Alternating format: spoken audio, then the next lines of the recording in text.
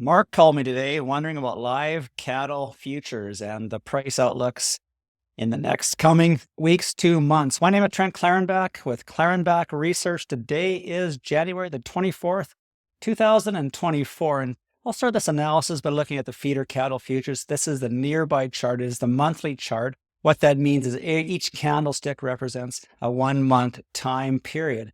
So on this monthly chart, what I did is I used the Fibonacci retracement tool and I drew from the October 14 high down to the April 20 low. You might remember that period of time, quite a significant point in our life. But look at this nice reversal candle here. That's interesting. If you're trading that would have been a nice place to enter somewhere above there. But nonetheless, I use this Fibonacci retracement tool, and I have our Fibonacci extension at 1.236 extension here at right around this 278 level. Let's say 280 for a round number. But you can see that's where the price is trading at this point in time. Now, if I was trading this, I'd be looking to exit my long position, take full or partial profits at the least, and look to re-enter either in a pullback or at a higher level above 280, because I think 280 is a round number. It could be a psychologically important number. Let's look at the weekly chart, show a little more information. You can see how our trend lines are a little more accurate and might be more relevant on the weekly chart, as I use the candle bodies as my trend line points. And often what happens is once you break out the trend line, you get a pullback down to retest the trend line. Sometimes it'll overextend the trend line before you rise up higher. But right now, this is still bullish. But in the meantime, I'm going to be neutral in the next 2 to 4 weeks, because I can see this level here, this 280 level, potentially acting as resistance. Let's look to the daily chart. This is the monthly chart again here, and you can see lots of different lines on here, making it a little convoluted for you in the audience watching this right now. But what I did is I drew the Fibonacci retracement tool from, again, the September 23 high down to the December 23 low, and I got us trading at this another important Fibonacci level, not as important as the 236 or the 618, but nonetheless, it is significant. Why?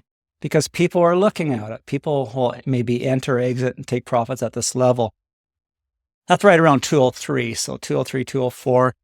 And it's above that magical 200 level number. But it's also, I have reason to suspect and believe that this market here is ready for a 1 to 4 week pullback. What the reasons are, well, it's a technical indicator I don't have on the chart at the moment, but I expect a 1 to 4 week candle pullback, maybe get back down to this 200 level.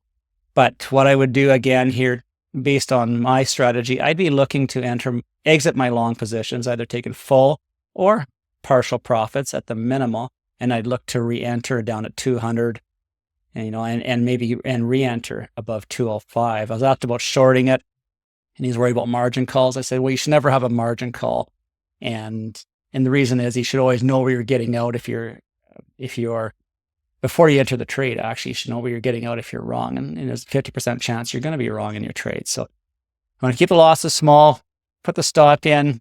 Mark asked about shorting it. I said, well, you could do that. I don't think I would today. It's Friday and at the weekend. And see what shapes up next week. But if he was to short it, I'd put my stop somewhere above 204.